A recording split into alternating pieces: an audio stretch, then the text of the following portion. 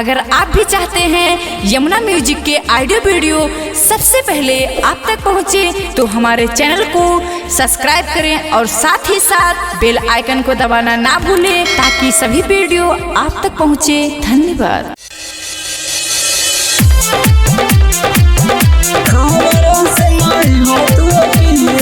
माँ Vaishno recording studio Delhi.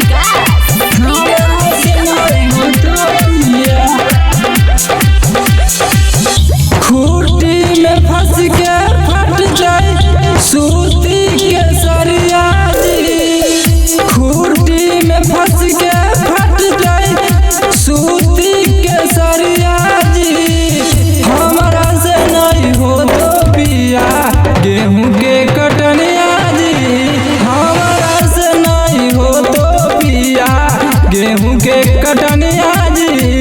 दुख तय कमरिया लगतई देहिया में घमवा जी, दुख तय कमरिया लगतई देहिया में घमवा जी। हमरा से नहीं हो तो पिया गेहूं के कटनिया जी, हमरा से नहीं हो तो पिया गेहूं के कटनिया जी, हमरा से नहीं हो तो पिया गेहूं के कटनिया जी।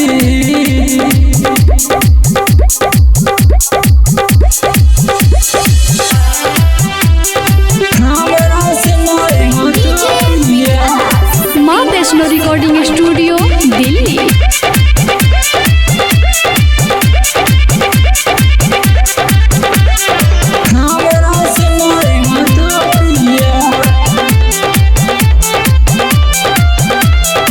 कि हम ता नैहर में जहले पढ़े कॉलेज पिया, कि हम ता नैहर में जहले पढ़े कॉलेज पिया। कि तो हमारा नहीं है खेती बाड़ी के नॉलेज पिया, कि हमारा नहीं है खेती बाड़ी के नॉलेज पिया। सूतर है बोलहु मंझली गोतिनिया जी, सूतर है बोलहु मंझली गोतिनिया जी। हमारा से नहीं हो तो पिया गेहूं के कटनिया जी, हमारा से नहीं हो तो पिया गेहूं के कटनिया जी, हमारा से नहीं हो तो पिया।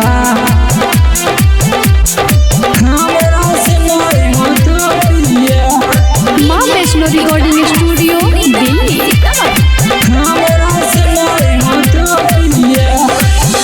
जिंदगी सब दिन कटल हमर फुटानी में पिया, कि हम ना कहियो गेलिए खरी हानि में पिया। संगम छोटू दीपक बुझ बरसनिया जी, संगम छोटू दीपक बुझ बरसनिया जी। हमारा से नहीं हो तो पिया गेहूं के कटनिया जी, हमारा से नहीं हो तो पिया गेहूं के कटनिया जी, हमारा से नहीं हो तो पिया गेहूं के कटनिया जी, हमारा से नहीं हो तो पिया गेहूं के कटनिया जी, हमारा से नहीं हो तो पिया।